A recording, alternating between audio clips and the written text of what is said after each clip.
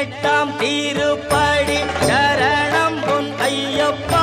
சாமி பொன் ஐயப்பா என் ஐயனே பொன் ஐயப்பா சாமி எல்லாரும் சரணம் ஐயப்பா ஐயப்பா சரணம் சரணம் பொன் ஐயப்பா சாமி பொன் ஐயப்பா ஐயனே பொன் ஐயப்பா சாமி எல்லாரும் சரணம் இல்லையப்பா சுவாமியே சரணமையப்போ சுவாமியே சரணமையப்போ அறிந்தும் அறியாமலும் தெரிந்தும் தெரியாமலும் செய்த சகல குற்றங்களையும் பொறுத்து காத்திருட வேண்டும்.